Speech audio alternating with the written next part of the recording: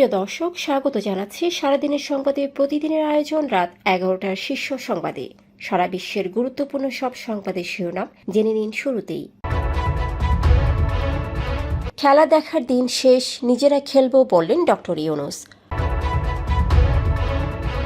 অভ্যুত্থানের 1 মাস না যেতে প্রকাশ্য রাজনীতিতে নেপালের ক্ষমতাচ্যুত প্রধানমন্ত্রী। সরকার বিরোধী বিক্ষোভে আবার উত্তাল পেরু। ইসরায়েল ইরানে 12 দিনের যুদ্ধে 16 পাইলট নিহত দাবি ইরানের। চীনে ঘুষের দায়ে সাবেক কৃষিমন্ত্রীর মৃত্যুদণ্ড। প্রথমবার বাংলাদেশের জন্য বিদেশি ঋণ সীমা বেঁধে দিল IMF। ভারতীয় পুলিশের চাঞ্চল্যকর দাবি বাংলাদেশে এসেছিলেন ওয়াংচুক। জাতিসংঘ অধিবেশনে পাকিস্তানকে সন্ত্রাসের কেন্দ্রবিন্দু বলল ভারত। থালাপতি বিজয়ের সমাবেশে 38 জন মৃত্যু, নিহতের পরিবারকে ক্ষতিপূরণ দেবেন বিজয়। ইসরায়েলের হামলায় গাজায় আরও 91 জনের মৃত্যু।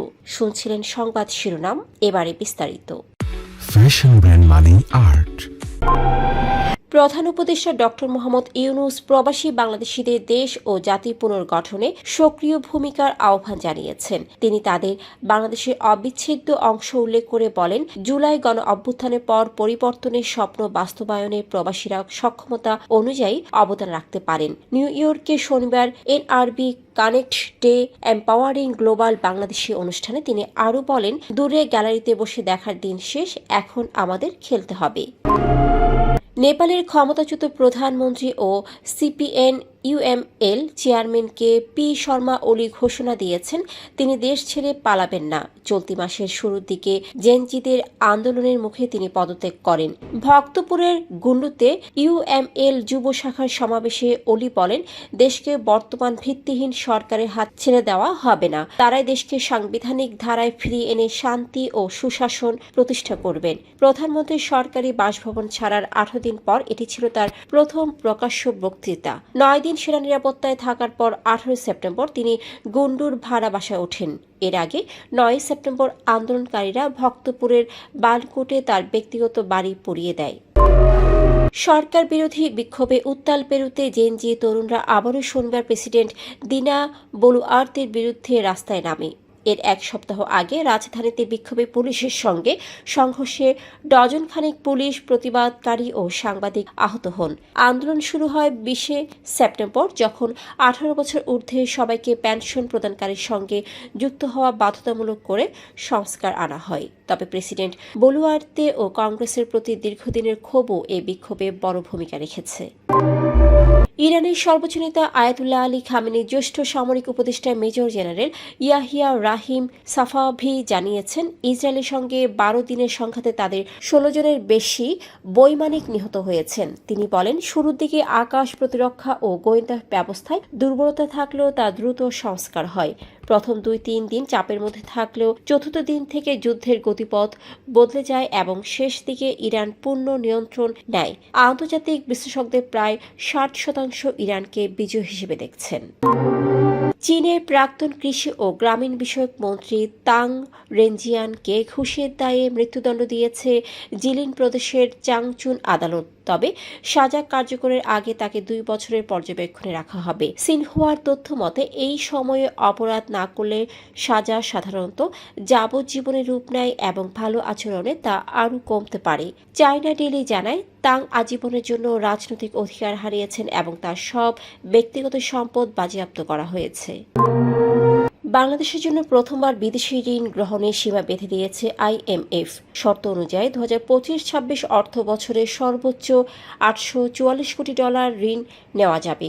গত জুনে চতুর্থ ও পঞ্চম কিস্তির $134 কোটি ছাড়ের পর প্রকাশিত বাংলাদেশ কান্ট্রি রিপোর্টে এই সীমা উল্লেখ করা হয়। ত্রৈমাসিক ভিত্তিক সর্বোচ্চ ঋণ নির্ধারণ করা হয়েছে। প্রথম 3 মাসে 191 কোটি, 6 মাসে 334 কোটি, 9 মাসে 434 কোটি এবং পুরো অর্থ বছরে $844 কোটি।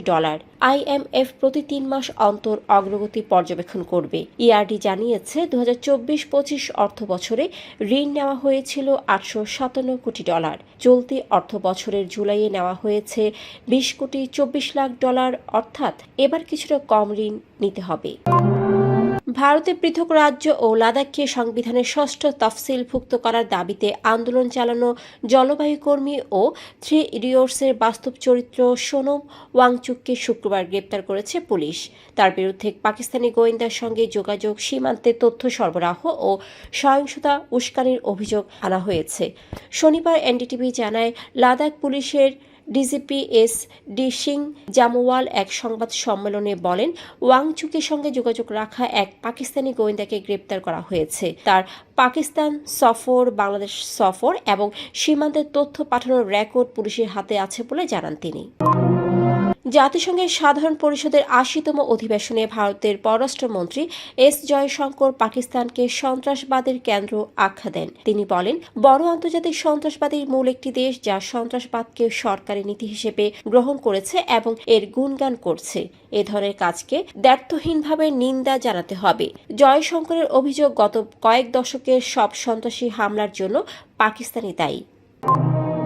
ভারতীয় অভিনেতা ও নবীন রাজনীতিক থালাপতি বিজয়ের তামিলনাড়ুর কারুর জেলায় সমাবেশে পদদলিত হয়ে শনিবার অন্তত 39 জন নিহত হয়েছেন, যাদের মধ্যে 16 নারী ও 10 শিশু।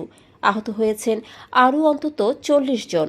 রাজ্যের স্বাস্থ্যমন্ত্রী মা সুব্রমানিয়ান এ তথ্য নিশ্চিত করেন।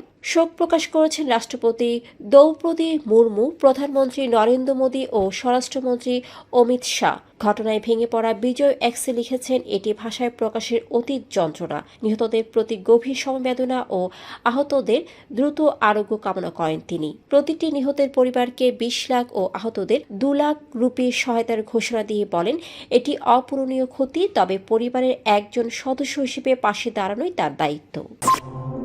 গাজায় দখলদার ইসরায়েলের বর্বরতায় শনিবার একদিনে আরও 91 জন নিহত হয়েছেন, যার মধ্যে 48 জন গাজা সিটির বাসিন্দা এবং 6 জন ত্রাণ নেওয়ার সময় প্রাণ হারান। ইসরায়েলি সেনারা মধ্য গাজার সারাইয়া এলাকায় বেসামরিক মানুষের উপরও বোমা বর্ষণ করেছে।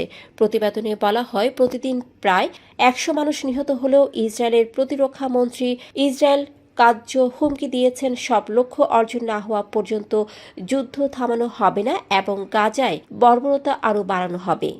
দর্শক, এতক্ষণ আমাদের সাথে থাকার জন্য ধন্যবাদ। প্রতি মুহূর্তে দেশ বিদেশের গুরুত্বপূর্ণ সব সংবাদ জানতে ভিজিট করুন www.সারাদিনেরসংবাদ.com ও চোখ রাখুন সারাদিনের সংবাদের অফিসিয়াল ফেসবুক পেজে।